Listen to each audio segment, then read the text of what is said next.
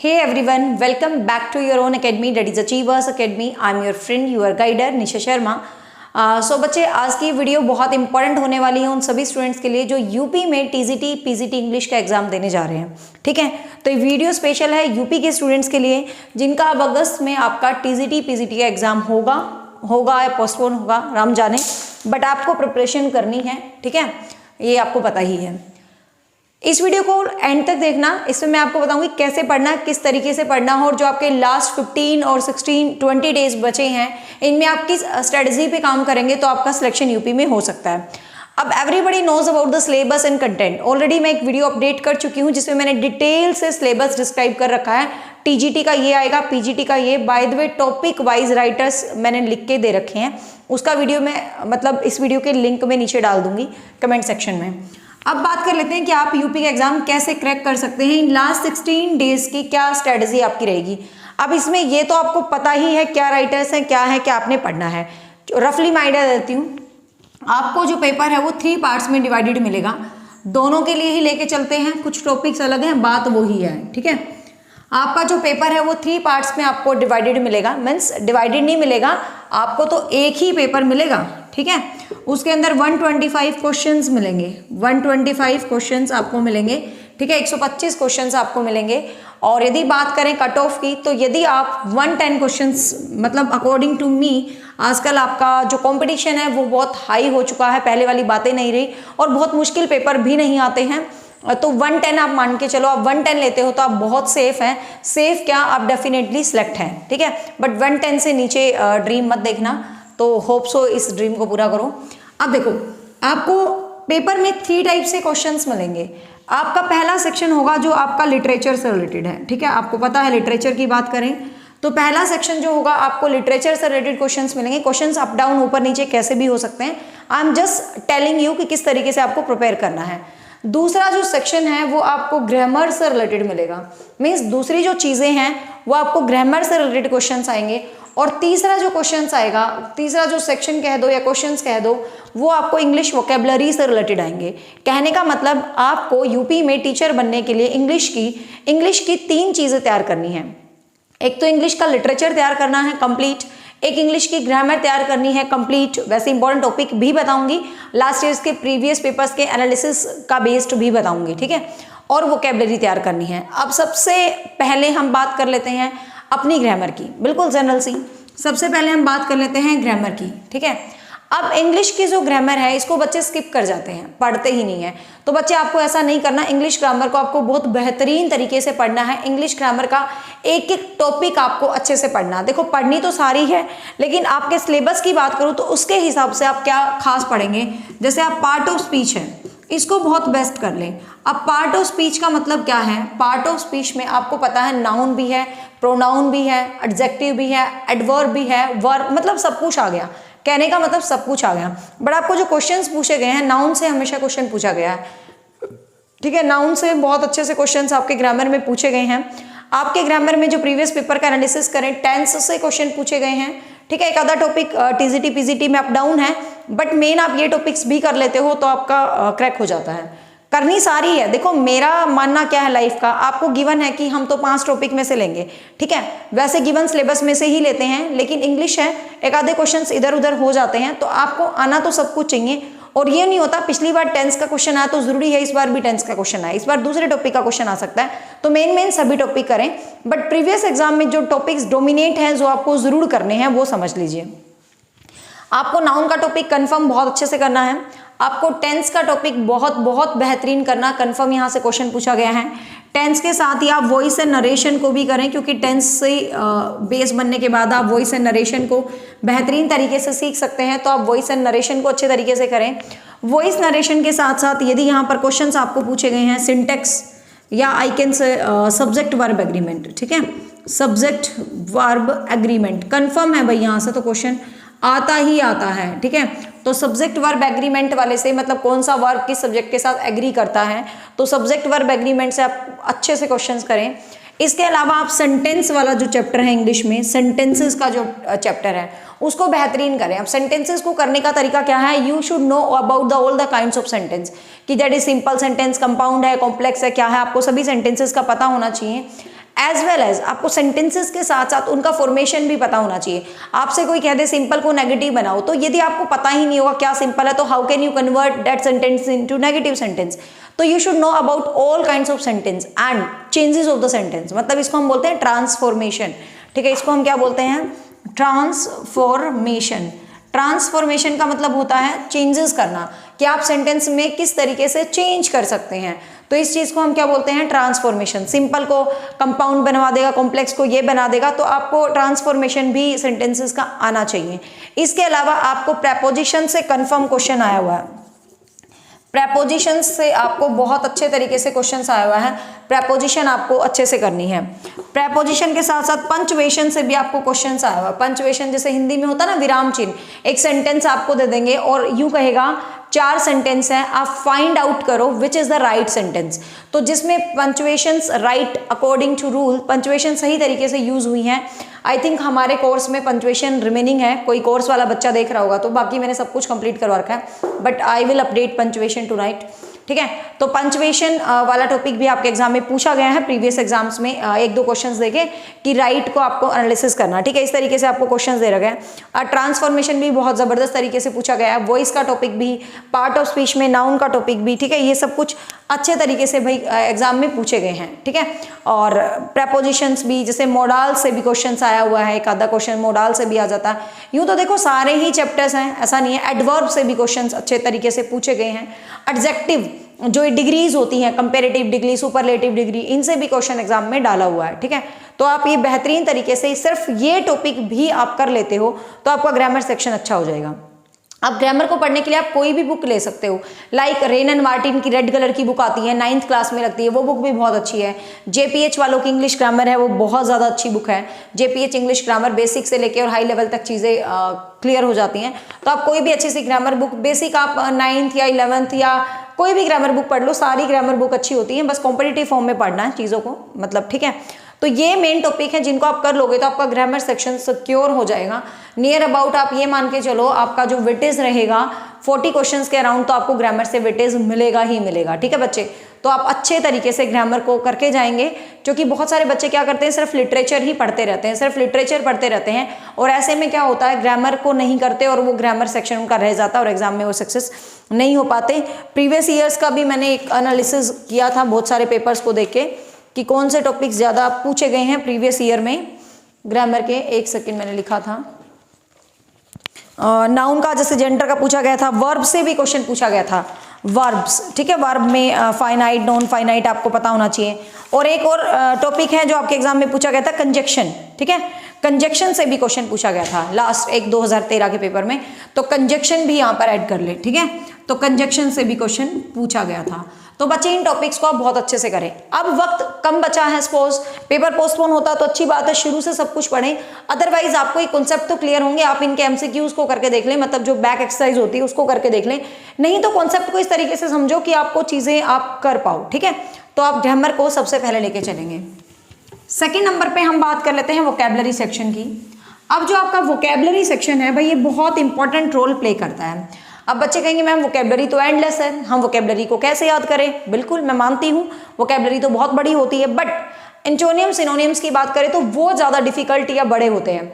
But जो one word substitution, idiom, phrases, ये limited तो नहीं होते तो बहुत सारे हैं, बट स्टिल जो इंपॉर्टेंट होते हैं ना, आप उनको भी कर लेते हो तो एग्जाम क्लियर हो जाता है। अब वोकेबलरी में 20 के अराउंड का रेशियो आपका रह सकता है, 20 क्वेश्चंस, 20-25 क्वेश्चंस। अब आपको वोकेबलरी सेक्शन में क्या करना है, ध्यान से समझ लीजिए। TGT की बात कर रही हूँ मैं, है ना, PGT में भी बस नंबरिंग ऊपर नीचे हो जाती है। तो वोकेबलरी में एक तो आपको करने हैं वन वर्ड सब्स्टिट्यूशन।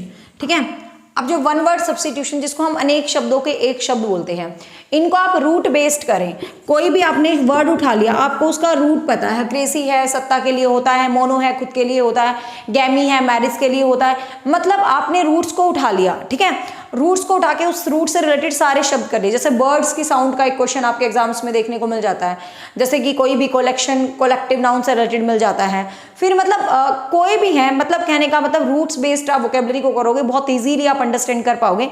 इवन मेरी फ्री ऑफ कॉस्ट जो एक प्लेलिस्ट है यूट्यूब पर, उसमें भी मैंने वोकेबलरी करवाई हुई है, डल है थोड़ी सी, मतलब लुक वाइज बुक से है, बट उसमें जो वर्ड्स हैं वो बहुत ही इंपॉर्टेंट हैं, जो एग्जाम के लिए इंपॉर्टेंट हो सकते हैं।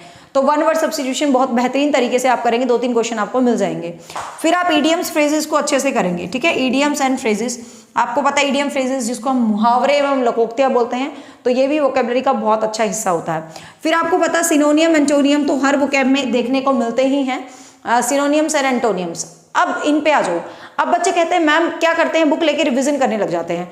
भाई ये वोकेबलरी ऐसे याद नहीं होती, आप बुक लेके रिवाइज करो। और एंटोनियम्स तो कभी करने ही नहीं होते, क्यों?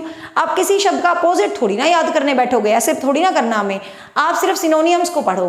कहने का मतलब आप अपनी वोकेबलरी को स्ट्रॉन्ग करो। ये एक दिन से तो नहीं होती, और ना ही पेपर में 15-20 दिन बचे अब आपकी होएगी।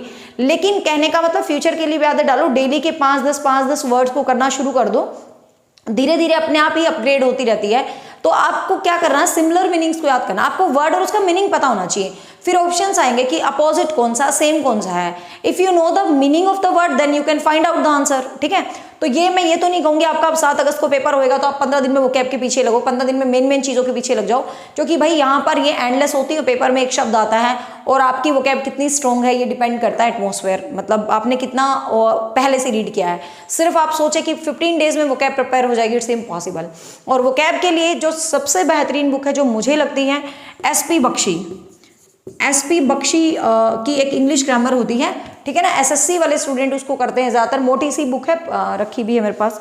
तो एसपी बख्शी की जो इंग्लिश ग्रामर है उसमें बहुत बेहतरीन तरीके से वोकेबलरी दी हुई है। वैसे तो एक रेड कलर की भी आती है वर्ड पावर के नाम से, बट वो कंफ्यूज कर देगी। एसपी बख्शी वाली बिल्कुल कंफ्यूज नहीं करती, मतलब मजा आता है पढ़ने में, देखने में भी।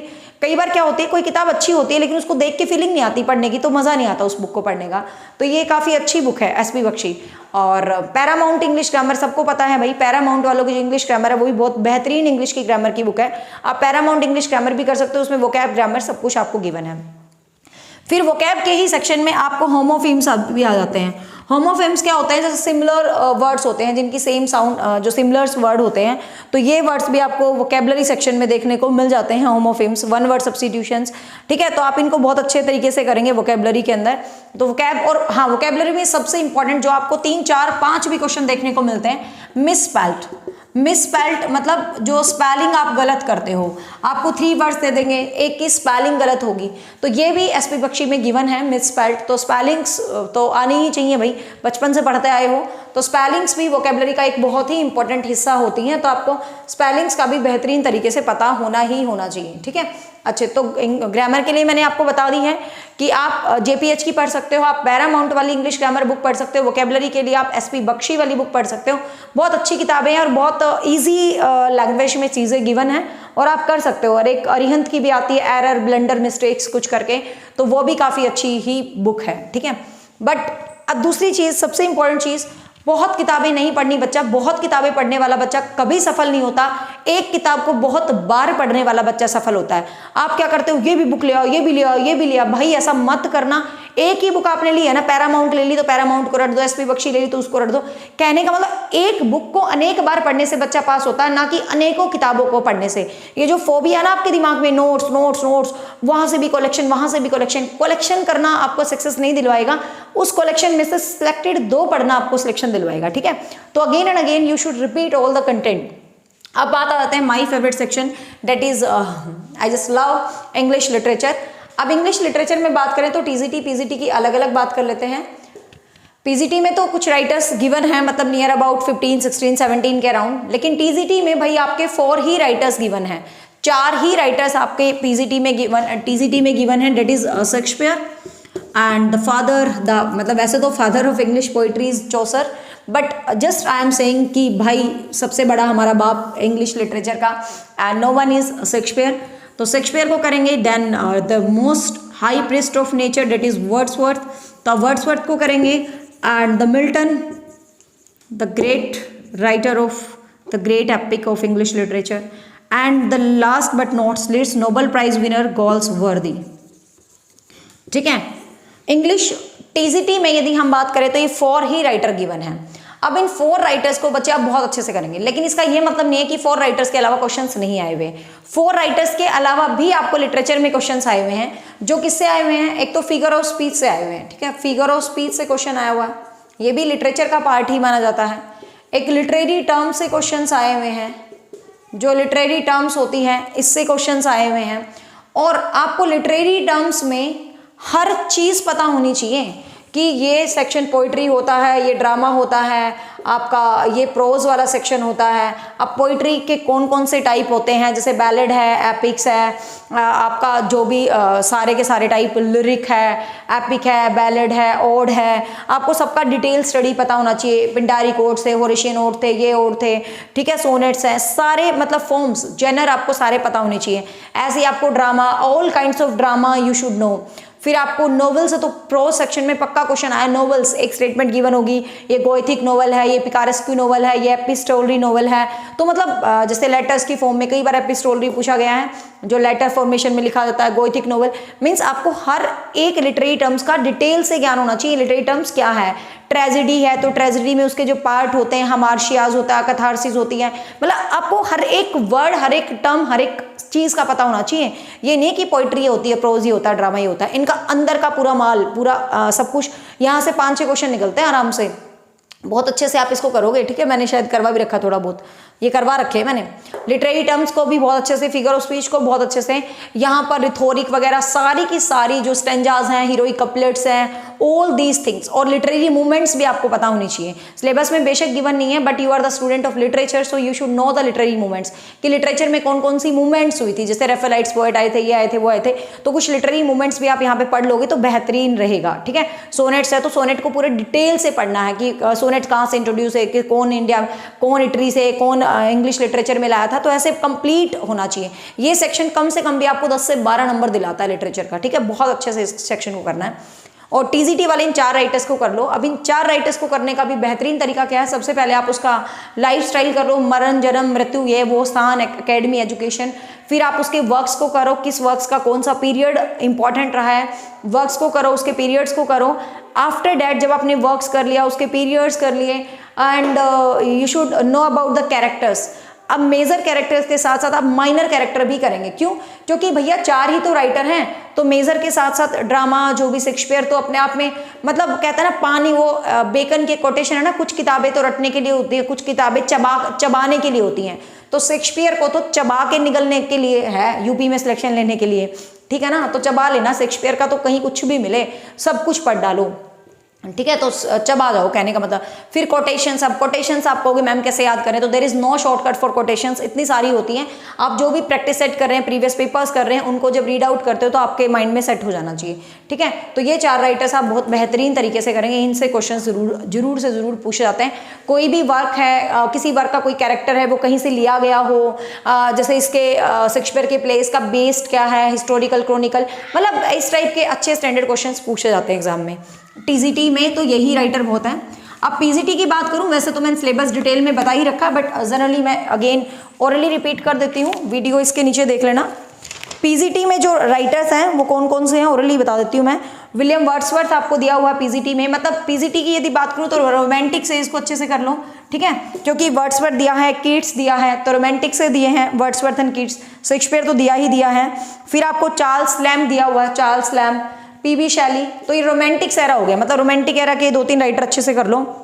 फिर आपको डिकिंस से क्वेश्चंस पूछे गए हैं। विक्टोरियन एज में जो नॉवलिस्ट है डिकिंस है, तो चार्ल्स डिकिंस से क्वेश्चन पूछे गए हैं, ठीक है। विक्टोरियंस की बात करें तो जैसे चार्ल्स डिकिंस को भी बहुत जबरदस्त तरीके से करना, पीजीटी वाले बच्चे सभी वर्क सभी। चार्ल्स डिकिंस के अलावा मैथ्यू अर्नोल्ड से क्वेश्चन पूछे गए, the great Victorian poet Matthew Arnold, ठीक है, मैथ्यू अर्नोल्ड से क्वेश्चंस पूछे गए हैं। सॉरी अल्फ्रेड टेनिसन, ठीक है, रॉबर्ट ब्राउनिंग को कहते हैं वैसे तो विक्टोरियन का, लेकिन यदि आपसे ग्रेट विक्टोरियन पूछा जाए पोएट तो टेनिसन माना जाता है, ठीक है। टेनिसन से क्वेश्चन है, Matthew Arnold. Thomas Hardy, Victorian era या starting of modernist, Thomas Hardy को करना है। फिर आपको टीएस इलियट को, मॉडर्न एज में टीएस इलियट को करना है।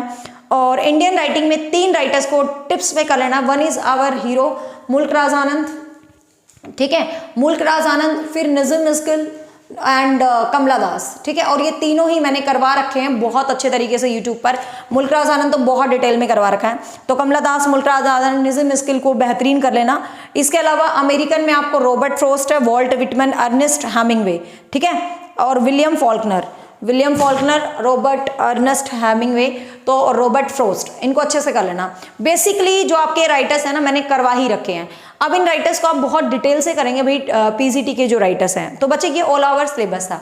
अब बात आती है कि कहाँ से पढ़ना है इनको, कौन सी बुक से पढ़ें। तो ग्रामर मैंने आपको बता दी, वोकैब मैंने आपको बता दी। बात आती है लिटरेचर की। लिटरेचर के लिए सबसे पहले तो ये बड़ी बड़ी जो हिस्ट्री ऑफ इंग्लिश लिटरेचर्स आती हैं, इनको बिल्कुल भी ना पढ़ें।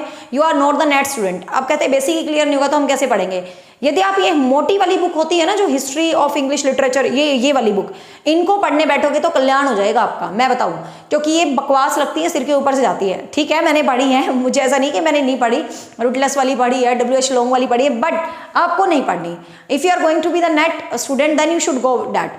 आपको क्या करना, बेसिक कोई कॉम्पिटिटिव की अच्छी सी बुक होती है, जैसे आप ध्यान रखना, आप ये टीजीटी वालों को तो 4 ही राइटर पढ़ने हैं, तो जहां से भी मिले ना, जिस भी बुक से जितना भी मटेरियल मिले इन 4 राइटर्स का, घोट के पी जाओ। इसका कंटेंट, इनके एमसीक्यूज, आपको क्वेश्चंस देखने को मिल जाएंगे। ठीक है, लेकिन पीजीटी वाले बच्चे क्या करें, आपके यहाँ मार्केट में बुक आती हैं, एक तो उपकार पब्लिकेशंस की आती है, बहुत पहले आती थी, आजकल बंद हो चुकी है ट्रेंड। लेकिन ट्रेंड बंद होने की जरूरत नहीं है, उपकार आज भी अपने आप में बहुत बेहतरीन किताबें होती हैं। ठीक है, उपकार की जिसमें डिटेल हिस्ट्री दे रखी हो, लेकिन अच्छे तरीके से। और आपको जो राइटर गिवन है यही पढ़ना, ज़्यादा डीप तो पढ़नी नहीं। एक आपके ही यूपी में आती है प्रकाश पब्लिकेशन के नाम से, प्रकाश पब्लिकेशन वालों की बुक, वो मेरे को बहुत बेहतरीन लगी। बेसिकली मैं हरियाणा की सारी बुक से डील करती हूँ, बट प्रकाश पब्लिकेशन की भी अच्छी बुक है। बुक तो प्रतियोगिता साहित्य की भी अच्छी है, लेकिन उसमें बहुत सारे राइटर्स हैं और आपके लिमिटेड है, तो आपको जरूरत नहीं है। तो आप अपने लिमिटेड राइटर्स के अकॉर्डिंग, आपको सबसे शॉर्ट क्या करना है, आपको अपना एक राइटर उठाना, उस राइटर से रिलेटेड आपको यूट्यूब पर जहाँ जो मिले अपना कंटेंट बना लेना और उसके एमसीक्यूज मैक्सिमम करना। भीमसेन दहिया जो आपका जो होता है, BH दहिया, उसके भी एमसीक्यूज बहुत अच्छे हैं, हर एग्जाम में वहाँ से क्वेश्चंस मिल ही जाते हैं। ठीक है, तो इस तरीके से आप किताबों से रिवाइज करें। और सबसे मेन बात बच्चे, आप बस आपके लिमिटेड ही तो राइटर हैं आपको, लेकिन इन लिमिटेड राइटर के साथ साथ आपको हर एज का क्राइटेरिया, हर एज का नाम, हर एज का जो ये होता है, अरे यार क्या बोलते हैं, अरे ये बोलते हैं ये टाइम पीरियड। ठीक है, हर एज का टाइम पीरियड आपको बेहतरीन तरीके से पता होना चाहिए, क्योंकि आपको टाइम पीरियड ही नहीं पता होगा तो आप उस एज के साथ डील कैसे कर सकते हैं। ठीक है, तो you should know all the ages, all the time periods of ages. ठीक है, इंग्लिश लिटरेचर का किस एज की ओपनिंग में क्या था। If you go with the Elizabethan age then you should know about the historical background of Elizabethan age. हर age का आपको हिस्टोरिकल बैकग्राउंड जरूर पता होना चाहिए, क्योंकि 1 से 2 क्वेश्चन हिस्टोरिकल बैकग्राउंड से उठाए जाते हैं, ध्यान रखना। ठीक है, तो बच्चे इस तरीके से आप यूपी की तैयारी करेंगे। होप सो ये वीडियो आपके लिए हेल्पफुल रहेगी। और इसका मैक्सिमम कंटेंट मैंने यूट्यूब पर भी करवा रखा है, इंग्लिश लिटरेचर की प्लेलिस्ट विजिट करना। नियर अबाउट 80 वीडियोस हैं, जिसमें आपको बहुत ज़्यादा हेल्प मिलने वाली है इस सिलेबस के लिए। और कंप्लीट कोर्स तो मेरा है ही अचीवर एकेडमी ऐप पर, बट उसका टाइम नहीं, अगस्त में एग्जाम होगा तो पोस्टपोन हो जाए एग्जाम, तो आप ज्वाइन कर सकते हो अचीवर एकेडमी ऐप पर। इंग्लिश लिटरेचर का कंप्लीट कोर्स है, जिसमें मैंने ग्रामर, पेडागोजी, वोकैब और लिटरेचर सब कुछ करवा रखा है। और चलो प्रैक्टिस चल रही है। ठीक है भाई, so bye, take care, hope so this video is helpful for you. And if you watching my videos very first time, then you go with my channel, you will find many subjects and it's helpful for you. And don't forget to give me thumbs up, because your single thumbs up matters a lot for me. And the very important, I just love to read the comments, so don't forget to comment down and पढ़ो, मेहनत करो, and you will get your aim. Thank you so much. Bye bye, take care.